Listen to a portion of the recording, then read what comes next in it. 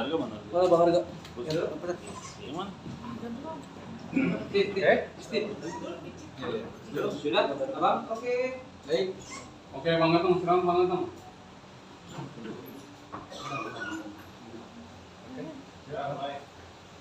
Bang, silakan Bang. Ya. Ya baik, selamat sore ya rekan-rekan media ya. Sebagaimana yang kita rencanain bahwa hari ini tanggal 15 April ya 2025 16 ya, 16 April 2025 kami akan memberikan keterangan pers terhadap perkembangan kasus laporan klien kami baik itu di Polda Metro Jaya maupun di Polres Jakarta Selatan. Dan kalau mungkin nanti ada tambahan terkait laporan klien kami di Polrestabes Medan juga akan kami jawab. Ya, jadi terhadap peristiwa-peristiwa ini dan laporan ini saya bersama tim ya. Di sini ada Pak Samuang Manulang, Pak Darsono, Pak Nov Prakapta Putra Kaban, panggilan Dedok. Nah, ini beliau Oki Pranata. Ya, Oki Pranata ya, bukan salah, jangan salah. Ini Oki Pranata. Ya, jadi kami bersama tim. Jadi untuk pertama sekali kami akan menyampaikan penjelasan yang selama ini ya yang dituduhkan terhadap klien kami mengedarkan produk skincare yang berbahaya ya. Jadi pada kesempatan ini kami ingin sampaikan bahwa produk klien kami itu tidak seperti yang dituduhkan oleh masyarakat dalam media sosial. Nah, untuk kesempatan itu kami mintakan kesempatan Pak Samuel Manulang untuk menjelaskannya.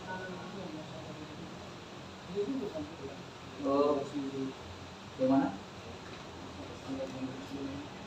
Enggak dulu, ini belakangan. Baik, terima kasih rekan-rekan pers atas kehadirannya terkait mengenai adanya narasi bahwa produk klien kami sangat berbahaya itu memang jelas kami bantah.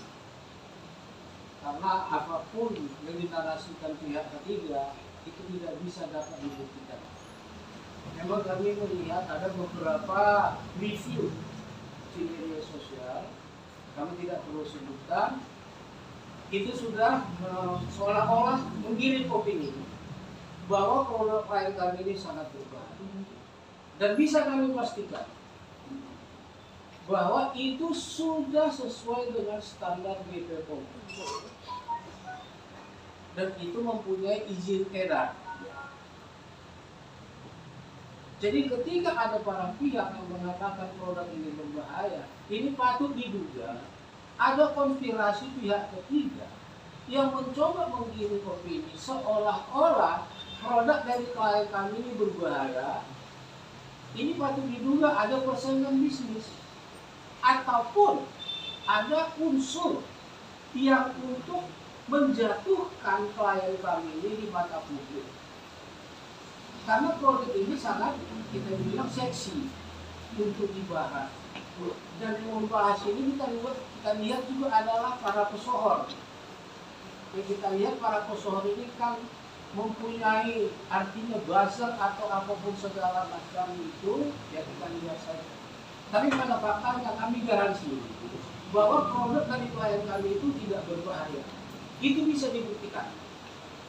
Ya, ketika ada yang menarasikan bahwa ada pembelian dari produk ini, itu kami bantah.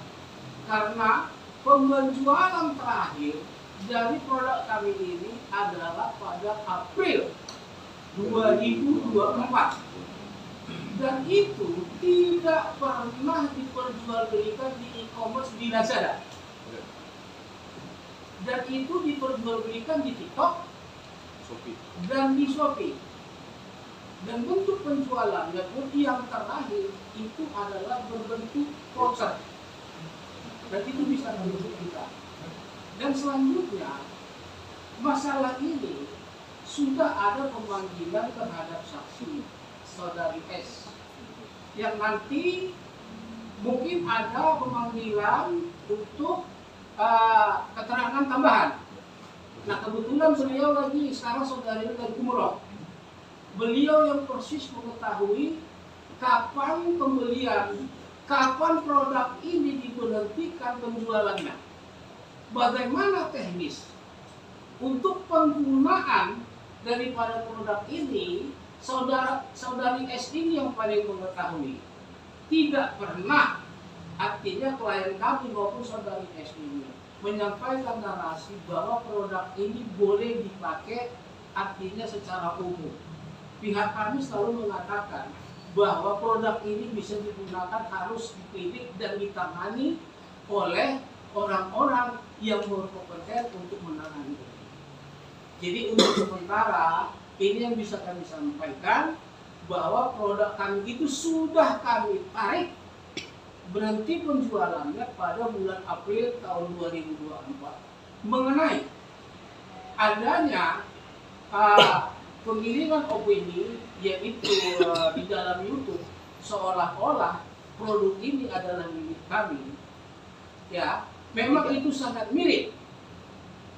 Ya, untuk itu kami berharap juga bagi para penyidik untuk memanggil pihak-pihak yang menarasikan bahwa produk kami ini bermasalah.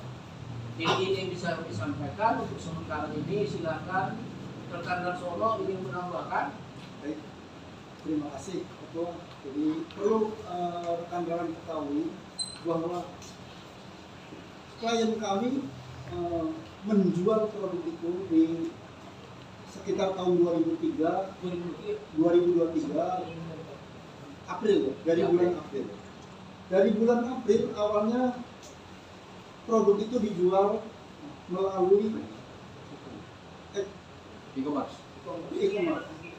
Dan dalam perkembangannya di April kita, karena ada kebijakan dan melalui online, dijual kembali melalui voucher dengan menggunakan voucher pada bulan Mei, April terakhir. April tahun 2024. Jadi perlu kawan-kawan ketahui bahwa ada narasi bahwa BPOM pernah menarik produk itu. Namun perlu juga kawan-kawan ketahui yang ditarik itu bukan produknya. Yang ditarik itu, jadi ada peraturan dari Menteri Kesehatan bahwa produk itu tidak boleh dilengkapi dengan jarum suntik.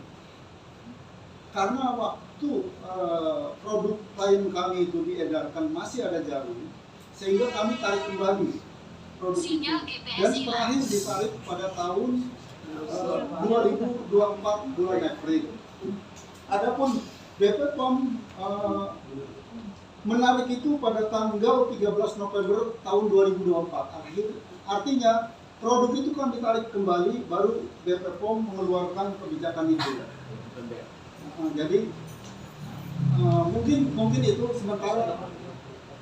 Adapun berkaitan dengan turut serta pasal 55 terhadap kasus ini, ada beberapa pihak yang terlibat di dalamnya, namun pihak penyidik tidak menarik pihak-pihak itu. Untuk itu kami mohon kepada pihak penyidik, orang-orang yang katakanlah keterkaitan dengan masalah ini, mohon untuk diperiksa kembali supaya dihadirkan, supaya perkara ini betul-betul terang benerang. Mungkin itu. Ya, baik. Jadi pada intinya adalah Perlu saya tambahkan satu lagi. Jika ada pihak-pihak yang menyatakan, yang menarasikan bahwa itu adalah produk kami, tolong itu dibuktikan dengan bukti pembeliannya. Benarkah bahwa produk itu dibeli, itu produk kami, dan kapan dibelinya? Silahkan itu dibuktikan bahwa bukti pembeliannya itu kapan dan di mana, apakah itu produk kami atau bukan. Ya itu silahkan dibuktikan. Itu silahkan nanti pihak penyidik untuk mencari tahu sampai sejauh mana keterlibatan para pihak-pihak ini. Terima kasih. ya, jadi intinya adalah kesimpulannya dari Bapak ini adalah meminta kepada pihak penyidik, ya, pihak penyidik untuk memanggil, meminta keterangan terhadap inisial S, ya, yang pernah mereview produk klien kami, dan kemudian mempertanyakan kepada inisial S kapan dan di mana dia membeli produk yang dituduhkan berbahaya yang milik klien kami.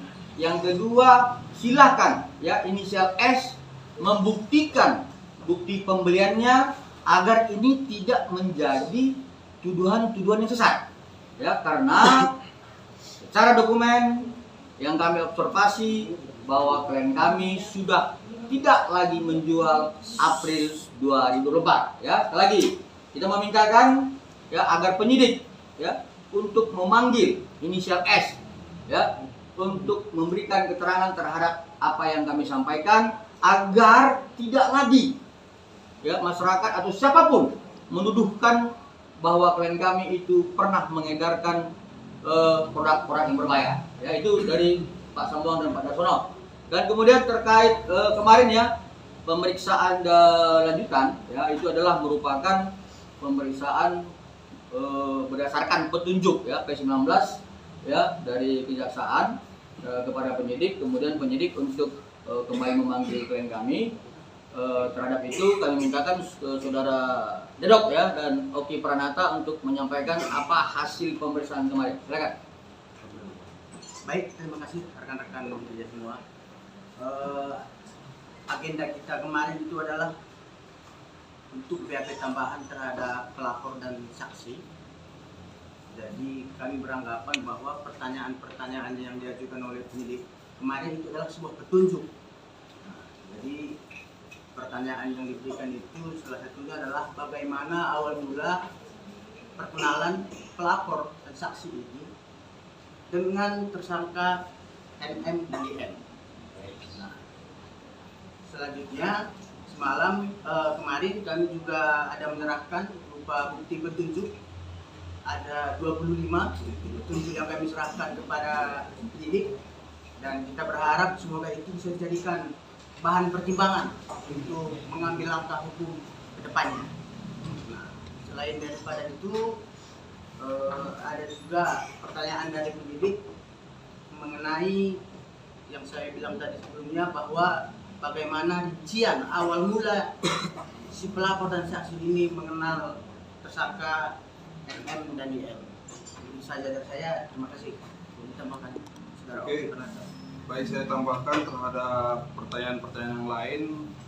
Penyidik ada menanyakan bagaimana rangkaian peristiwa saudara O mengarahkan klien kami untuk menghubungi IM dan NM.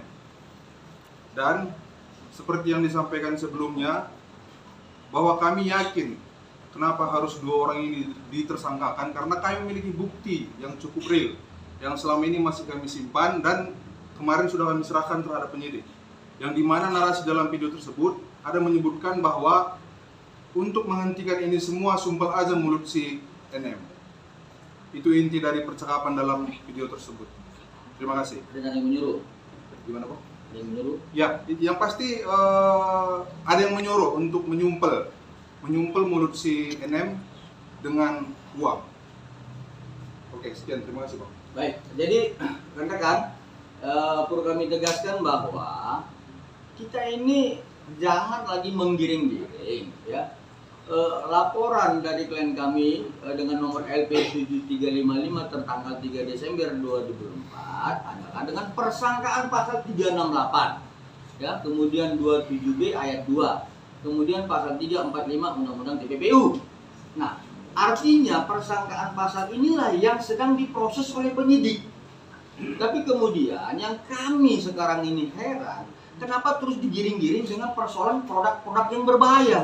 Sebenarnya produk klien kami itu klien kami tidak pernah mengedarkan produk yang berbahaya sebagaimana yang dituduhkan selama ini. Dan memang klien kami sekitar kurang lebih 1 bulan yang lalu telah dipanggil oleh penyidik untuk dimintai keterangan terhadap yang dituduhkan tersebut. Dan kemudian sebagaimana yang disampaikan oleh Bapak Sambong Manulang bahwa klien kami ya saat itu dengan juga saksinya ya ketepatan Pak Sambong juga yang mendampingi telah membuktikan dokumen-dokumennya bahwa produk klien kami itu sudah selesai dan close seller itu di April 24 ya. Kemudian terhadap yang kemarin diperiksa klien kami sebagai pelapor dan saksi 2 orang lagi mungkin nanti menyusul ya saksi tambahan yang tadi disampaikan oleh Pak Samuang itu jelas mengarah kepada ya petunjuk jaksa yaitu terkait bagaimana peristiwa ya bagaimana peristiwa klien kami ini berkomunikasi dengan inisial O, kemudian mengarah kepada IM, mengarah kepada NM, lalu mengarah kepada inisial S. Itu pertanyaan pada penyidik kemarin. Nah, jadi mudah-mudahan ya dari petunjuk jaksa, apa yang sudah kita bangun selama ini sebagai konstruksi hukum kita ini dapat dikaitkan secara terang-benderang ya. Jadi pada kesempatan ini saya perlu sampaikan ya, ada satu azas yang sering kami sampaikan dalam hukum itu nullum delictum nulla puna sine previa lege punali. Ini harus dipahami. Tidak ada satu pasal pun, tidak ada perbuatan pidana tanpa ada pasal yang mengaturnya. Ini kan klien kami dituduh. Jadi pasal yang mengatur dia itu pidana itu apa gitu? Nggak ada kan? Kami laporin. Satu lagi yang saya sering dengar, kemudian dikatakan bahwa klien kami itu merekam dapat dipidana. Artinya dengan pasal 31 Undang-Undang 19 tahun 2016. Sebenarnya bukan begitu penyebutannya. Kalau penyebutan tentang soal pasal 31 adalah pasal 31 Undang-Undang nomor 1 tahun 2024 tentang perubahan kedua Undang-Undang nomor 11 tahun 2008. Dan itu pun tentang intersepsi dan penyadapan. Yaitu dibedakan intersepsi penyadapan terkait dokumen elektronik dan informasi elektronik berbeda dengan merekam. Itu sudah dijelaskan di dalam putusan Mahkamah Konstitusi nomor 20 tahun 2016 di halaman 96. Ya itu silakan dibaca. Ya seperti itu. Dan juga saya perlu tegaskan bahwa terkait klien kami ya yang ada di Medan ya, ini kan sudah dokter S itu ada tersangka gitu. Lalu disebutkan mana boleh itu dokter melakukan justiper dan sebagainya. Silakan laporkan klien kami, tidak ada pasal mengatur itu tentang pidananya. Silakan laporkan. Jadi begini, kami advokat, ya, Jadi kami ngebacotnya pasal gitu. Jadi kalau kami ngebacot pasal, ya balas kami dengan pasal. Jangan ngebacotnya yang lain gitu loh. Jadi pada prinsipnya kami tidak mau lagi ribut-ribut di media sosial, ya. Bahwa kami sedang memperjuangkan hak klien kami berdasarkan surat kuasa yang diberikan kepada kami. Jadi kita tunggu dari proses hasil penyidikan dari pihak penyidik Polda Metro Jaya yang kemarin. Ya kita lihat apakah nanti akan ditambah lagi tersangkanya atau tidak. Ya tunggu. Ya, tetapi kami tetap bertahan dalam konstruksi hukum yang kami bangun sebelumnya. Demikian. Saya pikir demikian. Ada yang mau bertanya, kawan? Udah bang, cukup. Bang, terkait dokter O tadi abang mempunyai bukti nggak bang berupa video atau Ya, jadi terhadap inisial O kita sudah serahkan satu bukti berapa tadi sebelum? Jumlahnya semua 25. Ada 25 tambahan bukti lagi, ya, yang berkaitan dengan pertanyaan penyidik. Seperti itu, ya. Lagi? Bang bisa dibilang dokter O itu adalah dalang nggak sih bang? Nah, itu kewenangan penyidik. Ya, kita tidak bisa menyampaikan seperti itu, tetapi yang pasti ada beberapa pertanyaan berkaitan ya tentang bagaimana kemudian klien kami ini berkomunikasi diarahkan dan sampai kepada NM dan juga sampai kepada inisial S. Itu kepada pertanyaan seperti itu. Nanti biarkan penyidik yang punya wewenang untuk menentukan dalam gelar perkara lanjutan ya. Lagi? Bang, pihak sebelah sana kan masih merasa semestinya rekaman-rekaman itu tidak harus beredar ya Bang. Oke. Kalau dari sisi hukum sendiri sebenarnya rekaman itu bisa menjadi alat bukti atau penyadapan sih Bang, atau dianggap penjebak gitu loh Bang. Ya, jadi begini. Di dalam Undang-Undang ITE ya nomor 11 tahun 2008 kemarin di pasal 5 hal ini memang betul-betul menjadi satu persoalan ya. Tetapi kemudian berdasarkan putusan Mahkamah Konstitusi nomor 20 tahun 2016 seperti yang saya sampaikan tadi, yang dapat dipidana itu adalah barang siapa yang melakukan ya intersepsi, penyadapan dokumen elektronik ya dan informasi elektronik itu dapat dipidana. Seperti itu. Seperti ini, handphone saya ini disadap, bukan direkam ya, disadap, diintersepsi oleh yang bukan penegak hukum, seperti yang bukan kejaksaan, bukan penyidik, bukan KPK, tapi orang lain, itu dapat dipidana. Tetapi merekam itu dengan pasal yang lain disebutkan itu di pasal di halaman 96, silakan dibaca ya kawan-kawan ya. Silakan dibaca di putusan Mahkamah Konstitusi nomor 20 tahun 2016. Artinya apa? Kalaupun hal itu menjadi sebuah pidana, ya berarti putusan-putusan pengadilan itu salah dong.